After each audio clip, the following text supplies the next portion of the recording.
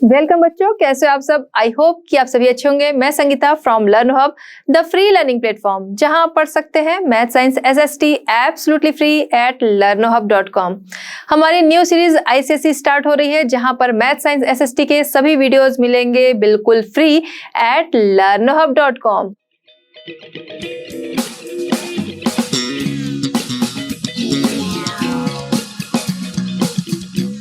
बच्चों, आज हम डिस्कस करेंगे आईसीएसई क्लास 6। टॉपिक हमारा है द चाइनीज सिविलाइजेशन।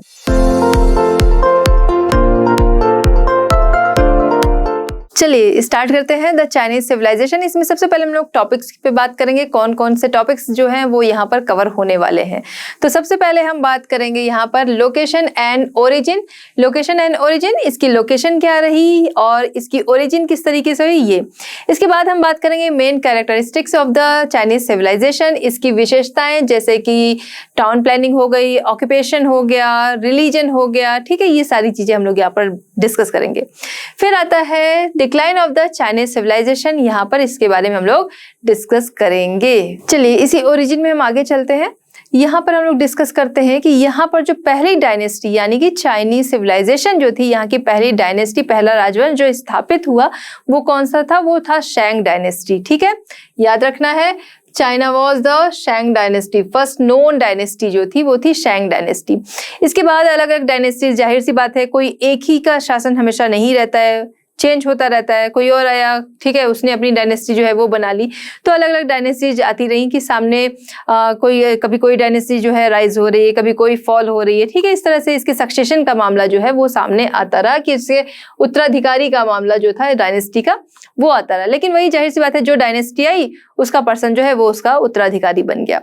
अब यहाँ पर अलग अलग डायनेस्टीज तो आई अलग अलग टाइम में, लेकिन हर डायनेस्टी को देखा जाए तो इस ग्रेट सिविलाइजेशन में उनका कॉन्ट्रीब्यूशन काफी रहा। ठीक है, यानी कि सभी लोगों ने इसको बढ़ाने के लिए सभी का कंट्रीब्यूशन रहा। ठीक है, इसके अलावा बात करते हैं कि जो अर्ली चाइनीज सिविलाइजेशन थी, ठीक है, तो उसमें अगर देखें पहले ये क्या थी, ब्रॉन्ज एज सिविलाइजेशन थी, बाद में वो चेंज हो जाती है आयरन एज सिविलाइजेशन में। ठीक है, जैसे हमने पहले की जो सिविलाइजेशन अभी देखी, ठीक है, ब्रॉन्ज एज में आपकी चारों सिविलाइजेशन आती है, ये आपको पता है, मेसोपोटामियन सिविलाइजेशन, इजिप्ट सिविलाइजेशन, फिर आपकी आती है इंडस वैली सिविलाइजेशन, फिर आती है चाइनीज सिविलाइजेशन। चारों सिविलाइजेशन आपकी ब्रॉन्ज एज में आती है। जैसे अभी हम लोगों ने पिछले चैप्टर में ही डिस्कस किया था कि वहां पर आयरन के कोई एविडेंस नहीं मिले हैं, बट ये जो आपकी चाइनीज सिविलाइजेशन है यहाँ पर बाद में फिर आयरन एज आ जाता है, यानी कि आयरन के एविडेंस यहाँ पर आराम से मिलते हैं। चलिए बात करते हैं main characteristics of the Chinese civilisation. Chinese civilisation की मेन जो विशेषताएं थी उन पे आते हैं। उसमें सबसे पहले बात करेंगे टाउन प्लानिंग। टाउन प्लानिंग किस तरीके की थी, क्या कैसे था, सारी चीजें बात करेंगे। सबसे पहली चीज हम लोग यहाँ पर डिस्कस ये करेंगे कि जो हम लोगों ने बात की थी कि यहाँ पर जो सिटी जब डेवलप हुई, कहाँ पर, जो हुआंग हे वैली एंड साथ ही साथ चैंगजियांग वैली थी, वहां पर सिविलाइजेशन डेवलप हुई पहले। तो यहाँ पर अर्बनाइजेशन अगर देखा जाए तो सबसे पहले कहाँ से हुआ, वो हुआ आपका हुआंग हे वैली, ठीक है, जो कि लेटर पार्ट था किसका, नियोलिथिक एज यानी कि नवपाषाण युग का। ठीक है, एक चीज हो गई। दूसरी चीज ये कि जो भी इनके यहाँ टाउन प्लानिंग होती थी, एंशिएंट चाइनीज जो अर्बन प्लानिंग होती थी वो इस तरीके की होती थी कि वहां पर जो इनके कुछ रूल्स थे उनको स्ट्रिक्टली फॉलो किया जाता था। ठीक है, ट्रेडिशनल रूल्स थे, उन्हें स्ट्रिक्टली इनका जो भी लेआउट होता था, जिस तरीके की भी बनावट होती थी घरों की, उसमें पूरा इनको फॉलो किया जाता था, इनका ध्यान रखा था, जिसमें कि साइंटिफिक चीजें भी थी एंड रिलीजन भी थी। ठीक है, तो जैसे based on specific religious and scientific ideas and principles जहां पर होते थे। ठीक है, यानी कि साइंटिफिक में अगर देखा जाए तो एस्ट्रोनॉमी वगैरह का पूरा ध्यान रखा जाता था। ठीक है, और उसके अलावा अगर हम बात करते हैं रिलीजियस, तो वहां पर फेंग शुई वगैरह आप लोगों ने नाम सुना होगा, घरों में बहुत सारे लोगों के यूज भी होता है। ठीक है, कि उसके अकॉर्डिंग चीजें चलती हैं। तो इन चीजों का बिल्कुल ध्यान यहाँ पर रखा जाता था, या कह सकते हैं स्ट्रिक्टली इन चीजों को फॉलो किया जाता था। किस लिए, इसका पर्पस क्या था, इसका पर्पस ये था कि जैसे ह्यूमन है, गवर्नमेंट है, अर्थ है, और उसके अलावा बात करें हेवन है, इन सब के बीच में एक बैलेंस बना रहे, यानी कि ज्यादा से ज्यादा मतलब इस तरीके की कंडीशंस बने कि वो फेवरेबल रहे। ठीक है, इसलिए इनका इस तरीके से इसको फॉलो किया जाता था। चलिए टाउन प्लानिंग में एक और चीज देखते हैं कि सिटी का लेआउट कैसा था। सिटी के लेआउट की बात करें तो जो डायनेस्टी थी उसके चैंग जो के द्वारा बनवाया गया था इसका लेआउट, जो कि बिल्कुल कह सकते हैं सेफ्टी फीचर्स के साथ वो बनाया गया था। ठीक है, यहाँ पर क्या था, जो लेआउट बना था वो एक स्क्वायर में था। ठीक है, स्क्वायर में था और साथ ही साथ किस तरीके से था कि उस स्क्वायर को 9 पार्ट्स में डिवाइड किया गया था। और जो ये 9 पार्ट्स थे ना, ठीक है, स्क्वायर लेआउट जो था वो कैसा था, डिवाइडेड इनटू 9 सेक्शन में था। ठीक है, क्या हर सेक्शन जो था, जो 9 सेक्शन बने थे, हर सेक्शन में पर्टिकुलर कोई ग्रुप रहता था। ठीक है, कैसे, जैसे कि अगर 5 हमने ले लिया तो 5 वाला जो पोर्शन था, ठीक है, तो यहाँ पर पैलेसेस होते थे और साथ ही साथ लार्ज सिटीज के सराउंड होती थी और उसके अलावा जो गवर्नमेंट ऑफिस वगैरह होते थे वो यहाँ पर होते थे। ओके, 3 और 7 जो था वो इनके टेम्पल्स के लिए था। अब इसके बाद बात करें 1 की, तो 1 जो था वो ऑडियंस हॉल था एंड 9 की बात करते हैं तो ये मार्केट बिल्डिंग्स थी। तो यहाँ पर आप देख रहे हो ना कि पर्टिकुलर यहाँ पर ग्रुप्स जो हैं उनके अकॉर्डिंग इसको सेट किया गया है। ठीक है, इस तरीके से लेआउट बना था। जो रोड्स थी वो किस तरीके से थी, रोड्स में जो नॉर्थ टू साउथ आती थी वो वार्ड में इसको डिवाइड करती थी और साथ ही साथ जो ईस्ट टू वेस्ट चलती थी वो क्या करती थी, इनको हर जगह राइट एंगल पर कट करती थी। ठीक है, इस तरीके का लेआउट था। ठीक है, इसके अलावा देखें तो रेक्टेंगुलर डिफेंसिव वॉल थी, जो इनका हम लोगों ने बात की कि जो सेंटर था, ठीक है, वो क्या था, लार्ज सिटी से वो कवर था। तो जो इनर सिटी इसी में थी, इनर सिटी ये क्या थी, ये यहाँ पर एक रेक्टेंगुलर डिफेंसिव वॉल बनी थी जिसपे कि गेट लगे थे जो कि इंटरनल एंड आउटर दोनों की सुरक्षा के लिए थे। ठीक है, some large cities were surrounded by moats, कुछ लार्ज सिटीज जो थी उनके चारों ओर खाई बनी हुई थी, किस लिए, जाहिर सी बात है प्रोटेक्शन के लिए। चलिए अब देखते हैं उनके हाउसेस कैसे होते थे। हाउस उनके किस तरीके के होते थे, तो सबसे पहली चीज ऐसे समझ लें कि अंदर की तरफ एक आंगन होता था, एक कोर्ट यार्ड होता था अंदर की तरफ। ठीक है, उसके किनारे किनारे लोगों के घर जो थे वो बने होते थे। ठीक है, जो पुअर लोग होते थे, ठीक है, वो क्या करते थे, जो पुअर लोगों के घर होते थे वो बने होते थे किससे, बैम्बू से बने होते थे। साथ ही साथ सन बेक्ड ब्रिक, सन बेक्ड ब्रिक हमने पहले भी पढ़ा है कि ब्रिक्स जो है बनाकर जब उसको सन में कई दिनों तक रख दिया जाता है वो बाकायदा सूख जाती है, पक जाती है, फिर उसके बाद उनसे घर बनाए जाते हैं। ठीक है, तो यूजुअली जो था किस तरीके से होता था, इनर सेंट्रल कोर्टयार्ड होता था, उसके किनारे किनारे बिल्डिंग्स बनी होती थी, लोगों के घर यानी कि बने होते थे। जो गरीब लोगों के घर होते थे या पुअर लोगों के, वो कैसे होते थे, 1 रूम होता था, उसमें bamboo and sun dried bricks से बने होते थे। और जो पुअर लोग होते थे वो क्या करते थे, कोर्टयार्ड को शेयर करते थे। यही चीज अभी हम लोगों ने देखा, अभी हम लोगों ने जो बात की कि ये एक कोर्टयार्ड है, इसके किनारे किनारे घर बने हैं, यानी कि कोर्टयार्ड जो है वो सब लोग क्या करते थे, शेयर करते थे। जो पुअर होते थे उनकी बात हो रही है। The houses of the rich were big, ठीक है, जो रिच होते थे उनके हाउस कैसे होते थे, वो बिग होते थे और साथ ही साथ उनको कोर्टयार्ड जो है वो शेयर नहीं करने पड़ते थे, यानी कि उनका अपना कोर्टयार्ड होता था। ओके, रिच पीपल जो थे उनके प्राइवेट कोर्टयार्ड जो थे वो होते थे। उनका घर किससे बना होता था, उनके घर जो होते थे वो ब्रिक से बने होते थे, वुड से बने होते थे। ठीक है, और जो कि काफी फैंसी होते थे। इस तरीके के हाउसेस होते थे चाइनीज सिविलाइजेशन में। चलिए हाउसेस में देखा जाए, चाहे पुअर के हाउस थे या फिर रिच लोगों के हाउस थे, उनमें एक बेसिक पैटर्न था, उसको फॉलो किया जाता था। क्या था बेसिक पैटर्न, बेसिक पैटर्न ये था कि सभी के जो घर होते थे वो हमेशा उनका जो मेन डोर होता था वो साउथ फेसिंग होता था। ओके, ठीक है, बेसिक पैटर्न जो था वो सब लोग फॉलो करते थे, जो कि सेम होता था।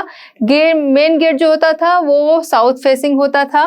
ठीक है, इसके अलावा जो रूफ होती थी ना, रूफ कैसी होती थी, रूफ जो होती थी वो कर्व्ड होती थी। कर्व देखिए तो लगे जैसे कि ये क्या है, बर्ड के विंग्स है। ये आप देख रहे हो कि यहाँ पर कर्व जो है वो देखने को मिल रहा है, जैसे कि बर्ड के विंग्स। चाहे सिंगल स्टोरी घर हो, डबल स्टोरी हो, जैसे भी घर हो, बट सभी में क्या है, ये विंग्स जो थी वो बनी होती थी। ठीक है, इसके अलावा अगर हम लोग बात करते हैं कि जो डोर होता था, ठीक है, उसके आसपास उनके जो गॉड वगैरह होते थे उनकी मूर्तियां होती थी। ठीक है, जो डोर के आसपास। इसके अलावा पॉन्ड्स, वेल या फिर अदर वाटर सोर्स जो थे वो आसपास हुआ करते थे। साथ ही साथ ये जो बिल्डिंग्स बनती थी ये हमेशा कहाँ बनती थी, एक प्लेटफॉर्म पे बनती थी। जैसे अगर आप इस पिक्चर में भी आप देखेंगे तो यहाँ पर क्या है, एक प्लेटफॉर्म दिख रहा है, ठीक है, उसके ऊपर घर बना हुआ है, ठीक है। तो हमेशा जो घर बने होते थे वो एक प्लेटफॉर्म पे बने होते थे। ये सारी चीजें अभी हम लोगों ने बात की ना कि ये लोग पूरा एस्ट्रोलॉजी या कह सकते हैं कि फेंग शुई वगैरह जो है उसका बाकायदा यूज करके तब बनाते थे। बात करते हैं आर्किटेक्चर में देखा जाए तो the Great Wall of China जो कि वर्ल्ड की लॉन्गेस्ट वॉल है, ठीक है, जिसकी वजह से इनके आर्किटेक्चर को ब्रिलियंस कहा जाता है, ठीक है, एक्सीलेंट कहा जाता है।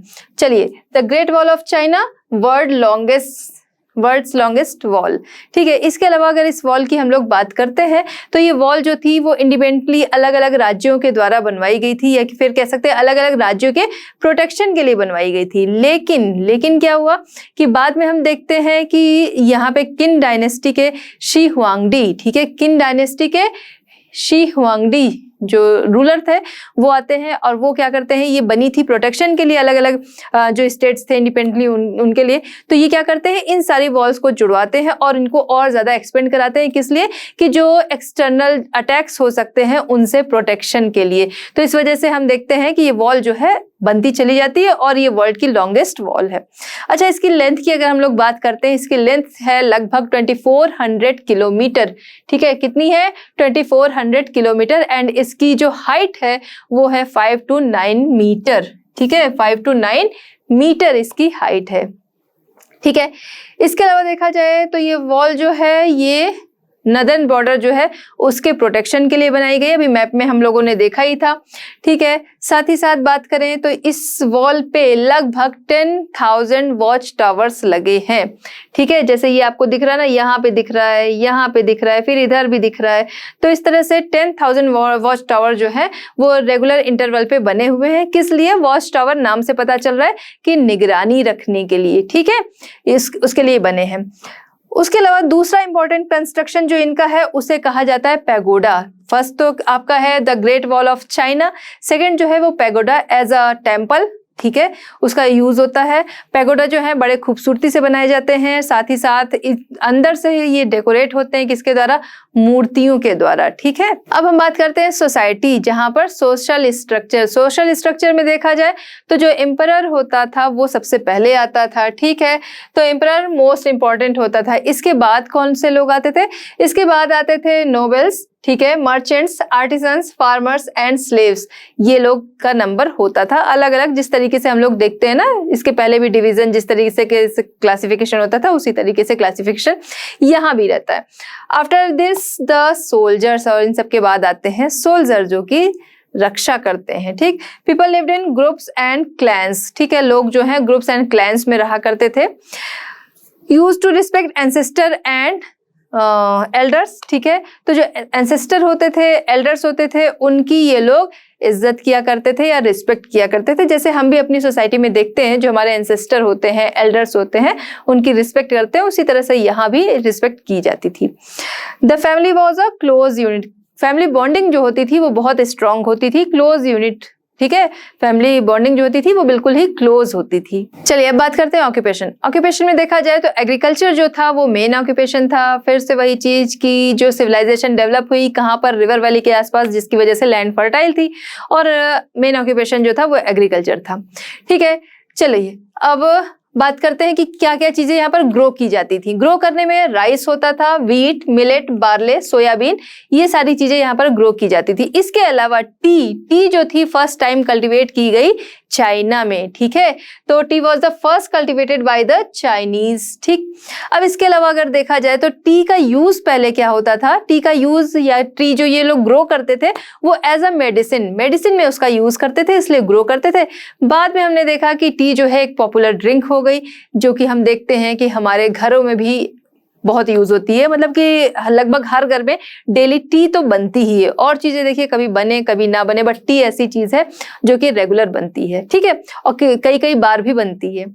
चलिए, large irrigation system ensures plus surplus production, ठीक है। तो यहाँ पर इरिगेशन सिस्टम जो था वो काफी अच्छा था, जिसकी वजह से सरप्लस फूड जो था वो होता था, ठीक है, डेवलप्ड इरिगेशन सिस्टम था। जिसने कि यहाँ पर जो सिविलाइजेशन था, ठीक है, उसको आगे बढ़ने में हेल्प की। ठीक है, जब यहाँ पर हम देख रहे हैं सरप्लस फूड हो रहा है तो उसका ट्रेड भी कर रहे हैं, ठीक है, और उससे बहुत सारी चीजें, नई नई चीजें भी बन रही हैं। तो अलग अलग यूज होने की वजह से इस सिविलाइजेशन की ग्रोथ में इसका काफी पार्टिसिपेशन रहा। अब बात करते हैं सेरीकल्चर। सेरीकल्चर क्या है? सिल्क वॉर्म को जो पाला जाता है उसे कहा जाता है सेरीकल्चर, जो कि चाइना में बहुत ज्यादा फेमस था। और जो सेरीकल्चर है, या कह सकते हैं सिल्क वॉर्म से फैब्रिक बनाना, ठीक है, तो ये जो है फर्स्ट टाइम कह सकते हैं सिल्क फैब्रिक जो बनाया गया वो चाइनीज के द्वारा बनाया गया। First to make silk fabric किसके द्वारा? चाइनीज के द्वारा। कब? During the ancient and middle period जो था उस टाइम तक अगर हम देखा जाए तो सिर्फ चाइना जो था वही इसे बनाया करता था। ठीक है, फेमस एक्सपोर्ट आइटम, ठीक है, ड्यूरिंग द मिडिल एज तक हम लोग देखते हैं जो चाइना का जो सिल्क था वो बहुत ज्यादा फेमस था, क्योंकि औरों को उसके बारे में पता ही नहीं था। ये बड़ा अच्छा क्लॉथ है, वो तो लोगों को पता था, उसकी डिमांड भी थी, बट इसे बनाया कैसे जाता है ये लोगों को नहीं पता था। तो इस समय तक हम लोग देखते हैं कि चाइना जो था वो बहुत बड़ा एक्सपोर्टर था। किस चीज का? चाइना सिल्क जो था इसके लिए। ठीक है, इसी वजह से सिल्क रूट जो है वो भी नाम रखा गया था, जिस जगह से ये एक्सपोर्ट होता था आइटम, ठीक है, लोग ले जाते थे, उस रूट का नाम भी सिल्क रूट रख दिया गया था। ठीक है, चलिए, तो फेमस एक्सपोर्ट आइटम था चाइना का ये। अब इसके अलावा देखते हैं तो secret protected object until the 5th century. 5th century तक लोगों को पता ही नहीं चल पाया कि ये जो सिल्क फैब्रिक है ये कैसे बनता है। ठीक है, लोगों ने मलबरी ट्री जो था वो भी देखा, उसके अलावा वो जो वॉर्म था वो भी देखा, लेकिन किसी को अंदाजा नहीं था इस वॉर्म के द्वारा क्या बन सकता है, सिल्क थ्रेड बन सकता है। लेकिन यहाँ पर वो वॉर्म जो है उसकी लीफ को खाते हैं, फिर उसके बाद कोकून बनाते हैं, उनको फिर कई प्रोसेस के बाद थ्रेड जो है वो उनसे पाया जाता है, उससे फैब्रिक बनता है। तो इसका आइडिया किसी को था नहीं तब तक, कब तक? 5th सेंचुरी तक। और जो चाइना था वो फैब्रिक बनाता था, उसे एक्सपोर्ट करता था, लेकिन लोगों को उसने ये चीज बताई नहीं थी कि इससे ये चीज बनती है। चलिए अब बात करते हैं डोमेस्टिकेशन ऑफ एनिमल्स। ठीक है, डोमेस्टिकेशन ऑफ एनिमल्स की कौन से एनिमल्स का ये डोमेस्टिकेशन करते थे, किन्हें पालते थे? तो देखा जाए तो जो चाइनीज थे वो डोमेस्टिकेट करते थे किसको? Horses, cattle, sheep, dogs and poultry. Poultry क्या है? जो पिग है उसको पालना, वो कहलाता है पोल्ट्री। ठीक है, तो ये सारे डोमेस्टिकेशन वो लोग किया करते थे। इसके अलावा हॉर्स हो गए, हॉर्स ड्रॉन कार्ट हो गए, इनका वो यूज करते थे किसके लिए? ट्रांसपोर्ट के लिए। ठीक है, तो ये सारे एनिमल्स इनके डोमेस्टिकेशन में आते थे। अब बात करते हैं आर्ट एंड क्राफ्ट पॉटरी की। आर्ट एंड क्राफ्ट पॉटरी देखा जाए तो उनकी बड़ी खूबसूरत खूबसूरत पॉटरी होती थी। ठीक है, कलरफुल, बाकायदा डेकोरेटेड होती थी, जो कि बहुत ज्यादा फेमस भी थी और लोगों को अट्रैक्ट भी करती थी। ठीक है, जिसकी वजह से ये जो चाइना था वो इम्पोर्टर भी था इन पॉटरीज का। ठीक है, और आज के टाइम भी पॉटरीज जो है वो वहां से मंगाई जाती हैं। ठीक, the art of making exquisite porcelain. ठीक है, एक्सक्विजिट पोर्सलेन यानी कि चीनी मिट्टी के बड़े सुंदर सुंदर बर्तन जो थे वो बनाए जाते थे। ठीक है, मतलब उत्तम किस्म के चीनी मिट्टी के बर्तन।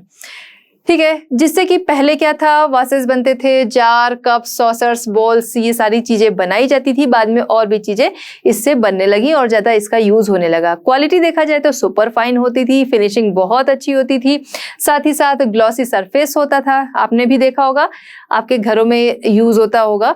ठीक है, बोन चाइना के जो बर्तन होते हैं, है ना, देखिए बिल्कुल बड़े अच्छे शाइनी होते हैं, कलरफुल डिजाइन्स होती हैं। तो वही चीज यहाँ पर भी है कि सुपर फाइन ग्लॉसी सरफेस, और वो डेकोरेटेड होते थे मल्टी कलर के डिजाइन से। अब बात करते हैं हम लोग वुडवर्क। वुडवर्क देखा जाए तो चाइना में बहुत बड़े लेवल पे लकड़ियां जो थी वो पाई जाती थी। ठीक है, एक्सटेंसिवली इन चाइना। ठीक है, बड़े लेवल पे मिलती थी वुड्स, जिस वजह से उसका यूज भी जो था वो बड़े लेवल पे होता था। जैसे बिल्डिंग्स बनाने में उसका यूज होता था, कैबिनेट्स बनाने में यूज होता था। ठीक है, उसके अलावा कुछ लकड़ियों पे नक्काशियां की जाती थी, जिनको कि हाथी दांत जो होता था उससे उनकी जड़ाई होती थी। ठीक है, उसको बाकायदा उससे कह सकते हैं डेकोरेट किया जाता था, इस तरीके से उसका यूज होता था। उसके अलावा जो वुड्स होती थी और बाकायदा उनको पॉलिश करके जो पैलेसेस होते थे उनकी वॉल पे यूज होता था। ठीक है, तो हमने देखा वहां पर बहुत ज्यादा वुड्स मिलने की वजह से उसका अलग अलग तरीके से बड़े लेवल पे यूज भी होता था। अब बात करते हैं ट्रेड की। तो ट्रेड में देखा जाए तो चाइना का ट्रेड जो था वो फॉरेन कंट्रीज के साथ भी था। ठीक है, इंटरनल भी था और एंड एक्सटर्नल भी था। एक्सटर्नल में देखा जाए तो Japan, Egypt, India, China, sorry China तो खुद ही है, बट मेसोपोटामिया, उसके अलावा मेडिटेरेनियन जो कोस्टल रीजन्स हैं उनके साथ इनके ट्रेड रिलेशन थे। ओके, तो हमने देखा अलग अलग कंट्रीज के साथ इनके ट्रेड रिलेशन थे। इसके अलावा ये लोग क्या करते थे, जो एक्सपोर्ट आइटम्स थे वो क्या क्या थे, सिल्क, जिसके बारे में हमने बात की भी कि चाइना जो था सिल्क सबसे पहले उसी ने लाया और बहुत टाइम तक किसी को बताया नहीं, तो सिल्क हो गया। उसके अलावा पोर्सलेन, जो अभी हम लोगों ने बात की थी, चीनी मिट्टी के बर्तन, इनके यहाँ बड़े अच्छी क्वालिटी के होते थे, उसका वो लोग एक्सपोर्ट करते थे उसे। इसके अलावा बात करें टी, जो कि हमने बात की थी इसके लिए भी कि टी सबसे पहले इनके पास ही आया था, तो टी भी जो था वो एक्सपोर्ट करते थे। उसके अलावा पेपर की बात की जाए तो पेपर भी सबसे पहले चाइना ने ही बनाया था। ठीक है, तो पेपर का भी ये लोग एक्सपोर्ट किया करते थे। अब बात करते हैं हम लोग रिलीजन। ठीक है, रिलीजन इनका क्या था, किसकी वर्शिप करते थे, तो वर्शिप देखा जाए तो ये फोर्स ऑफ नेचर की वर्शिप किया करते थे, जैसे कि रेन हो गई, सन, मून, स्टार्स, इन सब की वर्शिप ये किया करते थे। इसके अलावा जो इनके एंसेस्टर होते थे यानी कि पूर्वज, उनकी ये वर्शिप किया करते थे। ठीक है, इसके अलावा जो एस्ट्रोलॉजर्स होते थे, ठीक है, एस्ट्रोलॉजर्स, उनकी प्रेडिक्शंस यानी कि उनकी भविष्यवाणियां जो हो गई, तो उनको वो पूरी तरह से रिस्पेक्ट किया करते थे। इसके अलावा प्रीस्ट जो होता था उसे वो मानते थे कि वो गॉड का बहुत करीबी है, इसलिए प्रीस्ट की भी पूरी रिस्पेक्ट किया करते थे। ठीक है, और जो इनके गॉड ऑफ हेवन थे यानी स्वर्ग के जो देवता थे, जिन्हें ये शांगडी मानते थे कि शांगडी जो है, ठीक है, तो इनका ऐसा मानना था कि जो एम्परर है वो क्या है, वो सन ऑफ गॉड है, सन ऑफ जो हेवन के गॉड हैं, स्वर्ग के जो देवता हैं, उनका वो पुत्र है। ठीक है, इसके अलावा जो ये लोग क्या करते थे, हमने देखा किसकी वर्शिप करते थे, किसको रिस्पेक्ट करते थे। बाद में फिर आगे ये लोग और चेंज होते गए कि कन्फ्यूशनिज्म जो था इसमें आ गए, टाओइज्म में आ गए, बुद्धिज्म आ गए, तो इन सारे चीजों को ये बाद में मानने लगे। चलिए बात करते हैं हम कन्फ्यूशनिज्म की बात करें तो ये क्या था, ये एक रिलीजियस मूवमेंट था। ठीक है, जिसका नाम इसके फाउंडर कन्फ्यूशियस, ठीक है, फाउंडर कन्फ्यूशियस के नाम पर इसका नाम पड़ा। ठीक है, इसके प्रिंसिपल अगर देखा जाए तो बेसिकली क्या थे, या इसके सिद्धांत जो थे वो क्या थे, वो थे कोड ऑफ मोरल कंडक्ट। ठीक है, कि लोगों को नैतिकता एक तरह से सिखाने के लिए कि किस तरीके से लोगों को रहना है। मतलब बेसिकली देखा जाए तो ये एक क्या था, रिलीजन से जुड़ा हुआ ना होकर, बल्कि ये था कि लोगों के लाइफ जीने का तरीका सिखाने के लिए था कि लोग जो है किस तरीके से लाइफ को बिताएं, किस तरीके से लाइफ जिए अपनी, उसका तरीका था। ठीक है, उन्होंने जो उनके डिसाइपल्स थे यानी कि किसके, कन्फ्यूशियस के जो डिसाइपल्स थे, उनको उन्होंने जो शिक्षाएं दी उसमें उन्होंने उनको हार्ड वर्क के लिए बोला कि कड़ी मेहनत की जाए। ठीक है, उसके अलावा मॉडेस्टी के लिए बोला कि नम्रता रखनी चाहिए। ठीक है, लोगों से प्यार से बात करना चाहिए, संयम रखना चाहिए, रेस्ट्रेंट, संयम रखना चाहिए, सीरियसनेस होनी चाहिए, गंभीरता होनी चाहिए, और उसके अलावा लोगों के लिए थॉटफुलनेस होना चाहिए। ठीक है, थॉटफुलनेस मतलब कि चीजें जो है कैसे सही कर सकती हैं आप, कैसे किसी की हेल्प कर सकते हो, ये सारी चीजें। तो बेसिकली ये क्या था कि ये एक रिलीजियस मूवमेंट केवल ना होके, रिलीजन से जुड़ा हुआ ना होके, लोगों को लाइफ जो थी वो जीने का तरीका था। ये सारी चीजें उसी में आ गई। ठीक है, तो ये चीजें थी कन्फ्यूशियनिज्म में। ठीक है, अब इसके अलावा अगर देखा जाए तो लोगों ने इसको इतना पसंद किया, इतना अडॉप्ट किया कि उसके बाद कुछ टाइम के बाद ये जो कन्फ्यूशनिज्म था ये चाइना का क्या बन जाता है, स्टेट रिलीजन। ओके, बाद में ये चाइना का स्टेट रिलीजन बन गया, यानी कि राजकीय धर्म बन जाता है। Decline of the Chinese civilisation के अंत की अगर हम लोग बात करें, इसके पतन की, तो चाइनीज सिविलाइजेशन का पतन नहीं हुआ, इसीलिए कहते हैं नेवर फेडेड इनटू ऑब्लिवियन। ठीक है, कि ये जो चाइनीज सिविलाइजेशन थी ये यादों से कभी भी इसकी याद जो है वो कभी भी फेडेड नहीं हुई। ठीक है, चाइनीज सिविलाइजेशन को अगर देखा जाए तो ये आज भी कंटिन्यूअस चल रही है। पुरानी जो हम लोगों ने एंशिएंट अदर सिविलाइजेशन देखी तो उनसे ये इसी मामले में अलग है। किस मामले में अलग है, किस मामले में यूनिक है ये उनसे, कि ये सिविलाइजेशन जो है आज के टाइम में भी सर्वाइव कर रही है। ठीक है, तो अब यहाँ पर समझ में आया कि ये जो चाइनीज सिविलाइजेशन थी वो अभी भी चलती चली आ रही है, इसका अंत नहीं हुआ। इस तरह हमारा ये चैप्टर कंप्लीट होता है। आई होप कि आपके डाउट्स जो थे वो क्लियर हुए होंगे। मिलते हैं नेक्स्ट चैप्टर के साथ at Learn Hub. Learn Hub free है पर बेस्ट है। Thanks for watching.